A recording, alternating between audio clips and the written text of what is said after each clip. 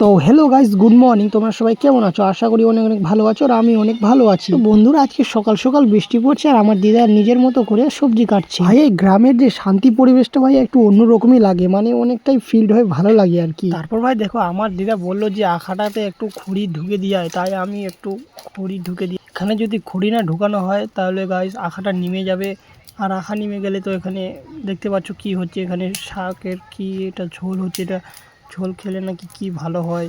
অবশ্য আমাদের কাছে একটা গ্যাস আছে, কিন্তু আমরা গ্যাসে রান্না করব না। তারপর ভাই দেখো ভাই, সারা রাত বৃষ্টি পড়ছে আর সকালেও বৃষ্টি পড়ছে ভাই। এরকম যদি বৃষ্টি পড়ে তাহলে কার কেমন লাগে ভাই? আমার তো একটুকুও ভালো লাগে না। তারপর ভাই তোমাদের আজকে আমি একটা জিনিস শেয়ার করব, যে আমার ভাই একটা ছোটোবেলার সাইকেল ছিল। এই সাইকেল নেওয়ার জন্য ভাই আমি মাটিতে ভাই অনেক গোড়ামুটি দিয়েছি, আর সেই সাইকেল দেখো এখন পুরো পচছে, মানে নোংরা হয়ে গেছে। সাইকেল এখন আর চালানো হয় না। এটার জন্য আমি একটা কথা বলবো, যে সব বয়সের ভাই একটা সময় থাকে, যেই সময়ে ভাই যেই জিনিস নেওয়ার সময়, সেই সময় যদি তুমি না নাও তাহলে কিন্তু বয়সটা আর কি চলে যায়। ভাই সিরিয়াসলি ভাই, এই সাইকেলটা নেওয়ার জন্য যে আমি এত কান্না করেছি, মানে কি বলবো।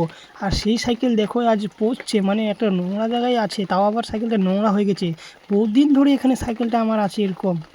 দেখো ভাই, সাইকেল যদি এরকম হয়ে থাকে ভাই, ছোটোবেলার ভাই স্বপ্ন ভাই। আর এই পুকুরটা দেখতে পাচ্ছ, এই পুকুরে যদি ভাই মানে জোরে যদি বৃষ্টি পড়ে তাহলে আমাদের বাড়িটা হয়তো ডুবে যেতে পারে আর কি। কারণ এই পুকুরের যে কন্ডিশন হয়ে আছে, জল যে বের হবে তার কোনো রাস্তা নেই। যদি জোরে জল পড়ে ভাই, ঝিমঝিম মানে জোরে বৃষ্টি পড়লে আর কি আমাদের বাড়িটা ডুবে যেতে পারে। ভাই তার জন্য পুকুরের পাশে বাড়ি থাকা ভালো না। তো ভাই আমার আজকে হয়েছে কি, আমার ফোনে ভাই রিচার্জ শেষ হয়ে গেছে, তো আমি এখন ফোনে রিচার্জ করতে যাব। তো চলো রিচার্জ করতে যাব এখন। তো আমি ফাইনালি রিচার্জ করতে মানে বাড়ি থেকে বের হয়ে গেছি আর কি। তো আমাকে মার্কেটে যেতে হবে রিচার্জ করতে, কারণ আমার কাছে কোনো ফোনপে টোনপে নেই। আমি ভাই ভীষণ গরিব মানুষ, তো তার জন্য আমার কাছে ওইসব জিনিস থাকে না আর কি। আর দেখো ভাই, বৃষ্টি পড়ে কত কাদা হয়ে গেছে, কাদার মধ্যে আমাকে যেতে হবে এখন মার্কেটে ভাই। মার্কেটে গেলে তো ভাই বিশাল দূর, মানে এই আমাদের বাড়ি থেকে প্রায় 2-3 কিলোমিটার দূরে আমাকে হেঁটে যেতে হবে ভাই। তো চলো ভাই 2-3 কিলোমিটার হাঁটি।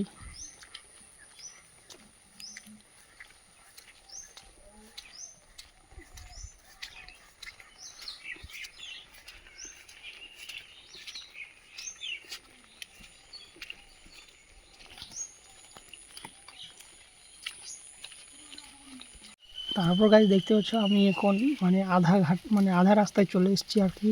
আর কিছু দূর তারপর আমি মার্কেটে পৌঁছে যাব।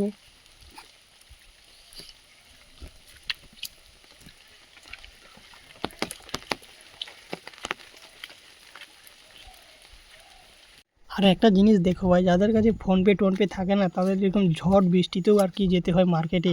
এরকম কাদা খোঁজে ভাই যেতে হয়, কোনো কিছু করার নেই ভাই। যদি প্রয়োজন পড়ে তো অবশ্যই যেতে হবে, তাছাড়া কোনো কিছু করার নেই। আর ভাই আমি তোমাদেরকে এখানে এমন একটা জিনিস দেখাবো ভাই, দেখো এই এখানে কি অবস্থা হয়েছে ভাই। এগুলো আচাগুলো যদি একবার শরীরে পড়ে তো ভাই কী হয় ভাই। তাও ভাই এটা দিয়ে লোক যাওয়া আসা করে ভাই, কিন্তু কারো কাছে মনে হয় পড়েছে হয়তো, আশা করি। আমি মার্কেটের কাছাকাছি চলে এসেছি। এই বাঁশঝাড়টা মানে জঙ্গল একটা আছে, এই জঙ্গলটা পের হলেই এই যে ভাই এই বাঁশ বাগান পার হলেই আমি মার্কেট পেয়ে যাব।